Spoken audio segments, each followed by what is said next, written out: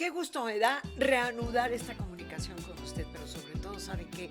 Lo que me emociona es tener la oportunidad de platicar ampliamente con verdaderos personajes de Puebla, escogidos entre muchos poblanos. ¿Sabe qué? Que aquí estamos rescatando esos poblanos que están dejando huella y que hay que hacerles justicia, porque a veces en los espacios noticiosos lo que roba precisamente la espectacularidad son esos encabezados, se mataron, se desplomó, no. ¿Sabe qué? Tenemos que rescatar a los personajes que están haciendo aportaciones, que tienen un legado para usted, para mí, para los que vienen. Y sobre todo, sabe que en este caso, concretamente hoy, una gran oportunidad escuchar, no platicar, escuchar a dos grandes maestros de la palabra como lo son, primero las damas. Por supuesto. Mi queridísima Celia María de Mi Olarte. querida Irma, es un placer estar contigo, un gusto. Manzanita de corazón. Además, en aquellos tiempos. En esos tiempos. Y Felipe Gutiérrez, que, bueno, pues tú comenzaste en Tribuna. Sí, hace muchos años. Ajá. Con Pepe Aspiazu. Fíjate. En un programa en la noche, Palabras de Noche se llamaba. Ajá. Y yo estaba todavía en preparatoria, fíjate. Fíjate, en preparatoria. Y tú también, pues en algunas ocasiones también nos abrías espacios en Tribuna para poder llevar la información de nuestra benemérita Universidad Autónoma de Puebla. Así es, y recuerdo que tenían después un programa como por ahí de las 3 de la tarde, después de las noticias, ¿no? Sí, así es. Ya empezábamos a hablar acerca del lenguaje, acerca de las palabras, acerca del origen de los términos que empleamos de manera cotidiana. Y pues qué gusto estar contigo, ¿no? Un personaje también, una figura central del periodismo en Puebla. Ahí va, el ping pong va y viene la pelota, ¿no? Bueno, pero es que fíjense ustedes, independientemente de todo lo que podemos platicar, lo que les vamos a escuchar, es que ellos están haciendo huella, dejando textos para los jóvenes, para los escolares. Aquí tenemos una exposición de los libros, punto y aparte. Dicen que a veces la peor mancuerna para trabajar es la de un matrimonio. Ustedes se conocieron frente a los micrófonos de Tribuna y surgió el flechazo. En Tribuna Radiofónica. Exactamente. Y bueno, se casaron y siguieron en lo suyo, preocupados con el idioma. Sí, así es, Irma. Hemos hecho, como tú dices, una muy buena mancuerna, enfocados siempre en el español, en la ortografía sobre todo, que ves que es una materia pues bastante difícil, que la traemos arrastrando desde chiquitos, y pues en eso nos enfocamos. Oye, pero más en este momento en que los niños se han soltado de nuestra orientación, nuestra tutela, nuestro acompañamiento para los trabajos, para la convivencia, los trabajos escolares, la convivencia, se van por la vía libre de, pues ahora de la digitocomunicación. Uh-huh. Y de pronto, madre mía, escúchalos hablar, de pena. Y bueno, yo lo que les decía a ustedes, nuestro idioma tan bonito, tan rico, el español, con más de 91,000 palabras, pues resulta que nuestros jóvenes lo están reduciendo a no más de 30 palabras para intercomunicarse, Felipe. Fíjate que esa es una observación muy interesante que haces, Irma, y es un reto que también nosotros tenemos como docentes, ¿no? Enfrentarnos a esta situación donde ahora precisamente estos medios digitales, como tú lo mencionas adecuadamente, están de alguna manera suplantando el trabajo cotidiano que nosotros hemos realizado desde hace mucho tiempo. O sea, cada vez los jóvenes y en realidad la gente lee menos uh-huh. y escribe también menos. Sí. Piensa menos. Y bueno, eso está asociado precisamente con esta cuestión de pensamiento y lenguaje, ¿no? Que es muy importante, pero bueno, escribe y qué escribe y la calidad de lo que escribe. Y la otra pregunta también es lee, pero también qué es lo que lee, o sea, la calidad de lo que lee. Y eso se refleja precisamente en, pues, entre otras cosas, en el vocabulario que tienen nuestros jóvenes, ¿no? Uh-huh. Que es muy escaso. Y fíjate que es un problema muy serio porque la insuficiencia léxica, o sea, la insuficiencia de vocabulario, también repercute de manera directa e indirecta en la comprensión lectora. Claro. Es decir, si una persona carece de esas estrategias y de esas herramientas léxicas para poder comprender un texto, entre otras cosas, ¿no? Pues también imagínate que está leyendo, entre comillas, y no necesariamente eso que está leyendo lo está comprendiendo. O sea, leer también es un proceso de comprensión, pero si no entiende lo que está leyendo, pues entonces imagínate la situación por la que estamos atravesando ahora, ¿no? No, e incluso fíjate que la impostación en la lectura, como no comprende, de pronto escuchas unas expresiones que le dices, espérate, espérate, ¿qué dice? ¿Qué dice?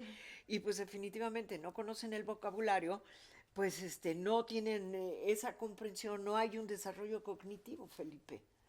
Sí, y bueno, imagínate, esa dificultad de comprensión lectora, pues también está asociada con que, bueno, los jóvenes, los niños van a la escuela, pero si no están entendiendo lo que leen, pues entonces, ¿qué aprenden?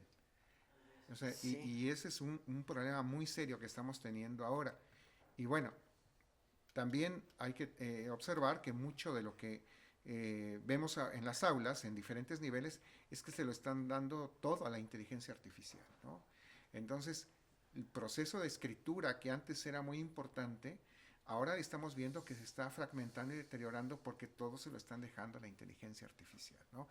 Por ejemplo, antes, no sé, se llamaría Irma, se acordará, bueno, por lo menos vamos a copiar lo que dice, ¿no? Entonces ya ese proceso de copiar era un proceso interesante porque pues estaban de alguna manera ellos sintetizando lo que leían y lo pasaban a las hojas, ¿no?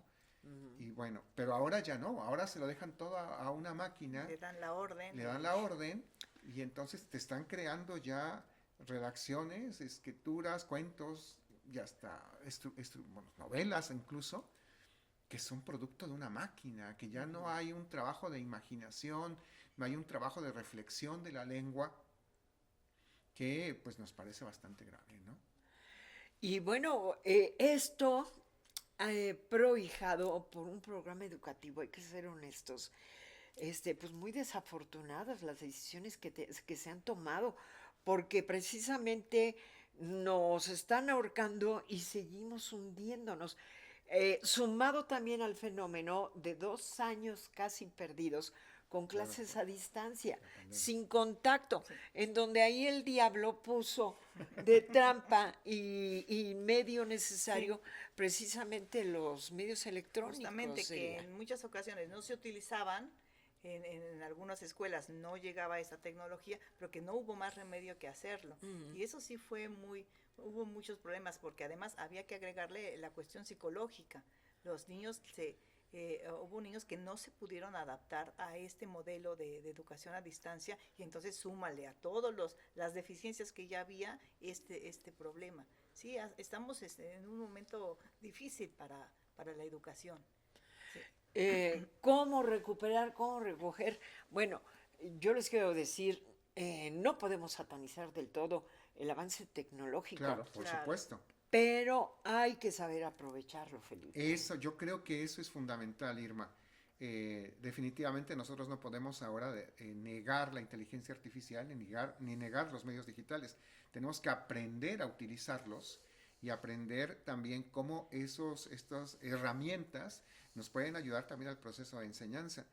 Como ocurrió, como tú lo mencionas muy bien, con la cuestión de la pandemia. O sea, los maestros y los alumnos tuvimos que aprender a dar las clases en línea, porque nosotros no sabíamos. Sí, también fue un reto. Fue un reto Teníamos para entonces ahora que estar ahí frente a la máquina y dar una clase que nosotros normalmente dábamos, obviamente, en vivo, frente a frente, y hacer uso de herramientas digitales también para que ahora, a través de la pantalla, pues nosotros pudiéramos dar las clases. Eso cambió rotundamente la manera en cómo nosotros enseñamos, y también nos ha permitido ahora crecer, usar esas herramientas para enseñar, pero sin dejar de lado también al libro. Es que eso es muy importante, o sea, Que no se ha captado. eso es, yo creo que es fundamental.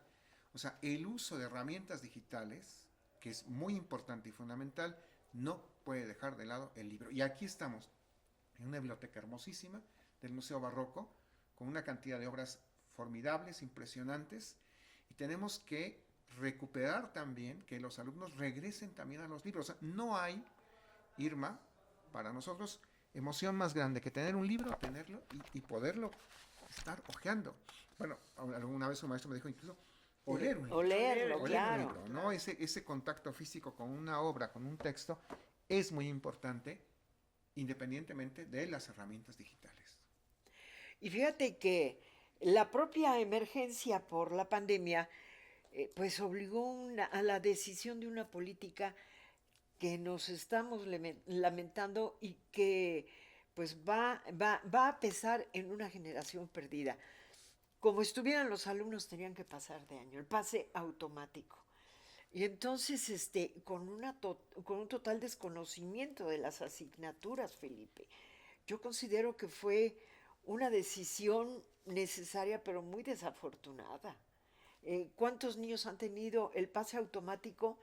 Y niños que en algún momento, dentro de las horas clase, dentro de la jornada escolar a distancia, pues resulta que que se desconectaban, pasaban lista, se desconectaban, se ponían a jugar, se ponían a ver sus series, a seguir a sus, ¿cómo se llaman? A sus influencers. Y resulta que los maestros fuera de control. Entonces, aquí se hace un bache, Felipe. Sí, eso, bueno, lo veíamos, Celia María y yo, de este problema, ¿no? Sí. Incluso los mismos alumnos se daban cuenta de sus compañeros, no es que se salen, ¿no? Todos, uno o otros se salen y ya no regresan y ya pasaron. Ya no los veías Ya en no la los veías pantalla, en la ¿no? pantalla, Sí, nada ¿no? más veías el iconito de cada uno y decías, bueno, espero que me estén oyendo y que me estén viendo, ¿verdad? Sí, porque el maestro tenía que Sí, continuar. el maestro tenía que seguir la clase, ¿no? Pues ese ha sido el problema. Entonces, Ahora, en escuelas, bueno, en particulares importantes y en algunas escuelas oficiales tenían todos los medios, pero no en todas sirven. Sí, sea, hay que ese es tener otro en cuenta. problema. Podría, y en los cursos que hemos dado en muchísimas partes del país con los libros, eso nos platicaban los maestros, o sea, ¿cómo quieren que nosotros demos clases en línea si no hay internet, si no hay computadoras? O Es los más, niños no tienen los las niños, computadoras. si no hay a veces ni energía eléctrica en muchas casas, entonces sí, yo creo que este momento fue muy difícil porque se perdió el contacto con los estudiantes, pero tenemos que rescatarlo, o sea, Es tenemos que que eso ir. es, exactamente. Ya hicimos una evaluación. De aquí para adelante, ¿qué es lo que sigue? ¿En qué forma nos tenemos que comprometer? Porque tiene que ser, obviamente, el primer comprometido tiene que ser el escolar, el sujeto en cuestión, pero se tiene que comprometer no nada más los maestros, no nada más los padres de familia, sino hacer un equipo, Felipe. Fundamental. Y algo que hemos platicado Celia María y yo, y precisamente eso, por eso han surgido estos libros, es que, bueno, el primero que también tiene que ser un buen lector es el maestro. Y el primero que tiene que escribir también debe ser el maestro. Porque el maestro modela. El maestro es un ejemplo. Entonces, si tú como estudiante ves que tu maestro lee, es un ejemplo. Si tú Claro. ves que tu maestro escribe y escribe bien, es un ejemplo. Pero si no lo hace, ese trabajo de modelaje se va perdiendo. Entonces, siempre nosotros nos dirigimos a los maestros con esa petición. Celia María y yo siempre, Sí. maestro, tienes que leer, tienes que escribir y no importa la materia que tú des. Claro. No importa la materia, porque finalmente el lenguaje lo usamos todos y para comunicarnos y para exponer nuestras investigaciones, en fin, sin importar la materia a la que nos dediquemos, pues tenemos que hablar, tenemos que escribir, tenemos que comunicarnos y usar el lenguaje correctamente. Es que el idioma es pues el arma universal para intercomunicarnos, para actuar, para Fundamental. avanzar, en fin. Todos somos maestros de lengua. Fíjate, esa es una de las perspectivas actuales en cuestiones educativas y creo que estamos de acuerdo.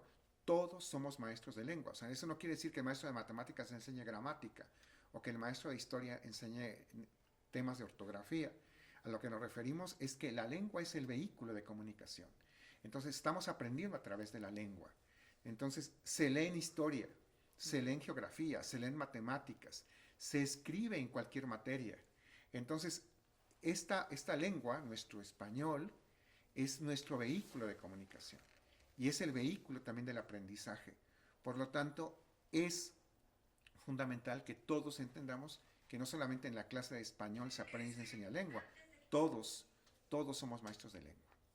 Claro, sobre todo sabes que aquellos que tenemos la oportunidad de convivir con gente, pues con jóvenes, con niños, porque con todo el cariño, con todo el amor, con todo el apapacho, tú puedes ir poniendo correctivos, tú puedes ir aplicando reglas, ¿no, Claro. Celia? Sí, por eso es importante también que los papás lean, que los papás también le den el ejemplo a los hijos de que deben leer, de que vean los niños en un ambiente lector en sus casas, que sus papás leen.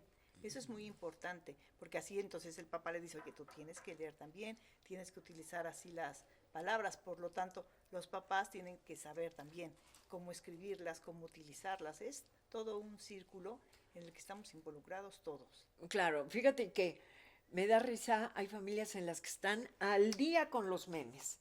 El papá, la mamá, los hijos. Y de pronto resulta que llegas a una mesa donde, entre comillas, están conviviendo la familia y resulta que cada uno está con su celular. Sí. Y se carcajean, pero no se comunican. ¿Y qué están leyendo? Pues pura basura. Ese no es un buen hábito de lectura ni de convivencia. Fíjate que Celia María dijo una frase que es muy importante, son los ambientes letrados. Uh-huh. Los ambientes letrados se refiere a que tú en tu casa tengas un espacio, tengas también medios para poder leer. Es decir, que la casa no sea solo un espacio, como tú adecuadamente lo mencionas, donde estén con el teléfono, sino que haya opciones. Ahí están los libros. Uh-huh. ¿Sí? Que también vean a los papás que leen y que tú los invites a leer, y esa invitación a la lectura genera también ese compromiso de los papás, de las mamás con los niños, con las niñas, para poder trabajar esta cuestión de la lectura y por lo tanto de la escritura, ¿no? Fíjate que esto es sumamente importante. Ahora, el adquirir la serie de libros como los de ustedes de Punto y Aparte, pues es un buen ejercicio, no forzosamente a donde hay escolares, sino para entender el momento que estamos viviendo, Felipe. Y en ese aspecto, pues fíjate que debe de ser básico, así como los libros que te da la Secretaría de Educación Pública, con todo y las manoseaditas que les dan de sexenio en sexenio, pero pues al final de cuentas tienes que abrir las ventanas de tu pensamiento a la universalidad. Por supuesto. Y bueno, nosotros pensamos hace ya muchos años que era importante tener un diseño integral de la ortografía. Ajá, ¿no? y ese fue el proyecto inicial. A ver, platíquenos. Llevar como de la mano a los niños, desde niños Sí. hasta ya al bachillerato, con libros adaptados a su edad sobre todo, y a las necesidades de cada ciclo escolar. Y entonces así surgió, bueno, primero eran libros los primeros libros eran ortografía moderna, que ya fue la primera parte del proyecto, que se convirtieron después en Punto y Aparte.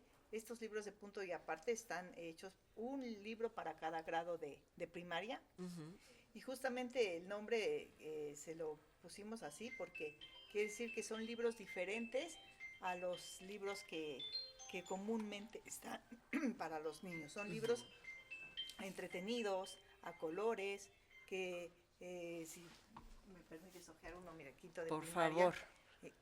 con colores bonitos, atractivos, con ejercicios diferentes que hacen pensar a los niños. Y que eso los atrae mucho. Exactamente. Interactúan con uno. Que sea lúdico, o sea, lúdico en el sentido del juego, o sea, entender también que la ortografía no debe ser una materia pesada, anquilosada, difícil, sino que tú tienes que entender que la ortografía también puede ser un juego para aprender. Entonces, ¿cómo puedes hacerle un juego? Con adivinanzas, por ejemplo, con lecturas, con cuentos, con acertijos, con crucigramas, sopas de letras, o sea, integra todas esas estrategias lúdicas para que entiendas que la ortografía no es una materia pesada, sino que también la puedes aprender a través de eso, del juego. Juegas y aprendes, ¿no? Y lo hacemos, bueno, lo ha dicho Celia María, Son los 6 libros de primaria, los 3 de secundaria, y ya tenemos ahora la serie completa que cambia de nombre porque es ortografía avanzada para preparatoria. Entonces, la visión que nosotros tuvimos y que pues, nos apoyó la editorial era que tuviéramos un trabajo integral, desde primero de primaria hasta el último grado de prepa, tener materiales específicos para aprender ortografía y gramática y rescatar, porque eso es muy importante, tú lo mencionabas antes de que entráramos al aire, Irma, la cuestión de la ortografía y la gramática. Porque desafortunadamente, y eso no es reciente, se ha dejado de lado este trabajo en los programas escolares, en general.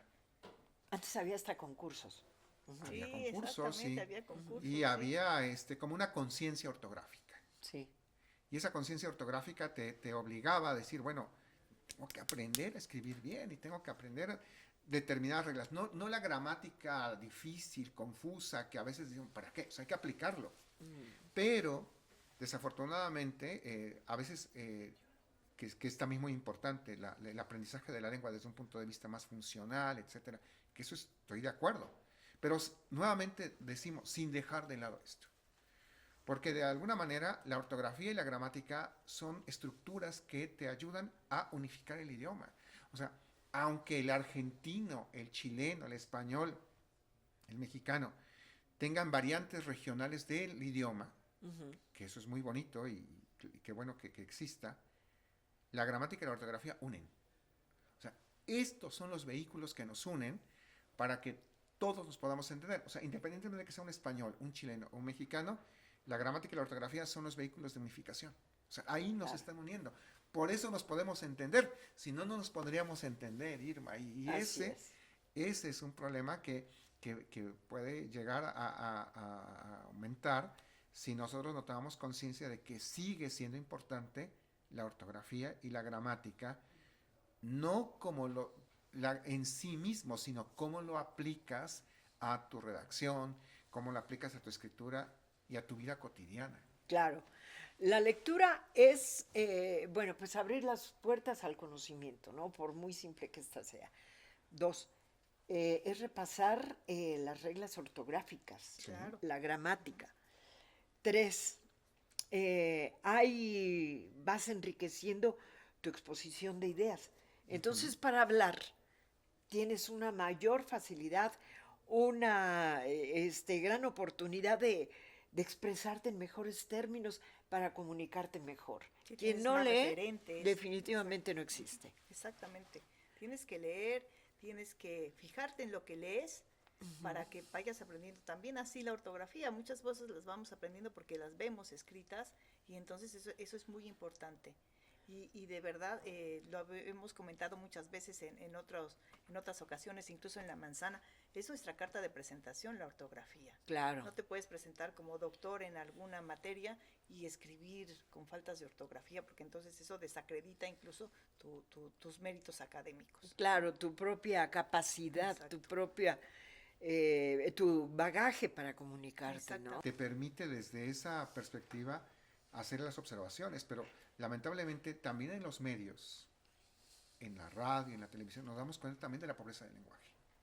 Y eso es también una llamada de atención, porque tú oyes luego a algunos comentaristas, incluso a veces reporteros, que hablan y dicen, Dios mío, ¿cómo puede decir eso? Ajá. Y como hemos dicho, ¿cuánta gente lo oye?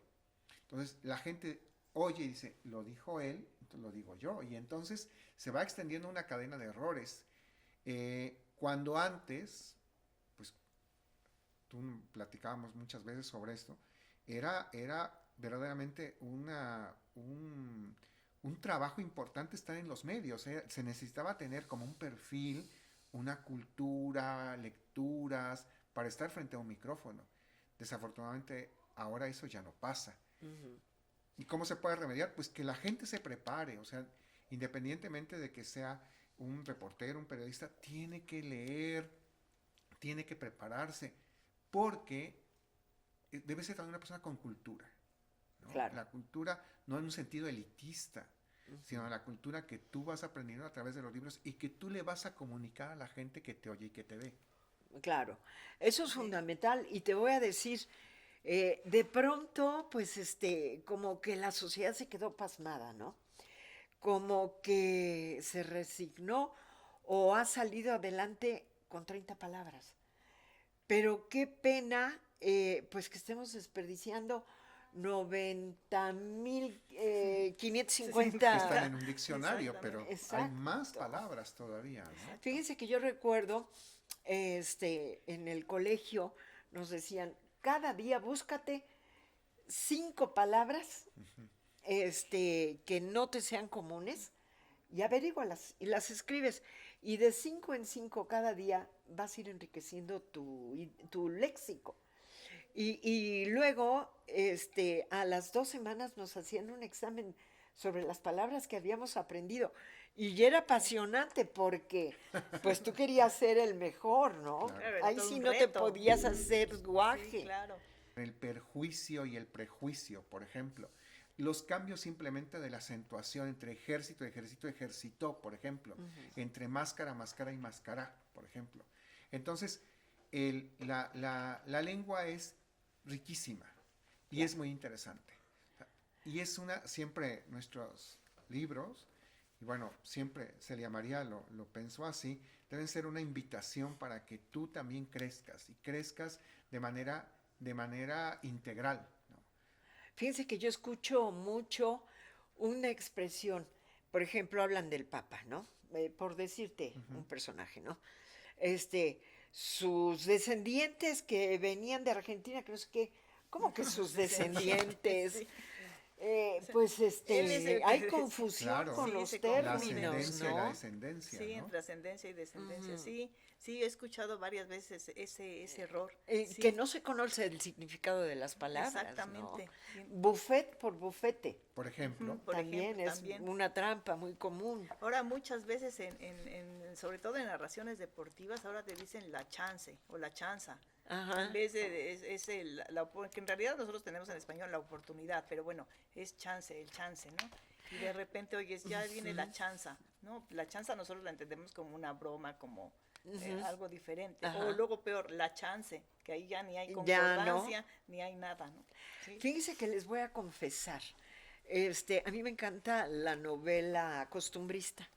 Y no saben lo que disfruto la novela costumbrista española, porque es un rescate de ideas, de idioma, un refresco, el origen de las palabras, Claro. ¿no? Exacto. Que luego acá, pues, resulta que, pues, que no te entienden, porque se ha ido constriñendo tanto nuestro idioma, nuestra riqueza, para expresarnos, que pues creen que estás hablando a otros niveles, ¿no? Eso da pena. Pero yo soy morbosa. Yo quiero que me platiquen cómo se pusieron de acuerdo el matrimonio, que bueno, su pasión por el idioma, pero para hacer el libro, los libros. Bueno, también hay que tomar en cuenta que tenemos el apoyo de una editorial, ¿no? Que también la editorial tiene sus lineamientos. Pero la Entonces, editorial no hicimos- confía ajá, si no hay exactamente. talento. Entonces, hicimos un muy buen equipo entre nosotros dos, primero con nuestras ideas, las propuestas que teníamos, sobre todo Felipe, que es especialista en el lenguaje, de cómo armar un libro. Y esta idea fue presentada a la editorial, que afortunadamente le gustó, y bueno, ya bajo eso, bajo lo que quería la editorial y lo que queríamos nosotros, pues se fueron construyendo los libros. y algo importante, Sí. Irma, es que a veces los autores escriben desde su escritorio, como cuando se hacen los programas escolares y demás, y nunca están en contacto con los alumnos. Entonces, algo que para nosotros era importante es que pues damos clases. Entonces, mucha de la experiencia de mis 37 años dando clases ya Wow. están basados en esos libros.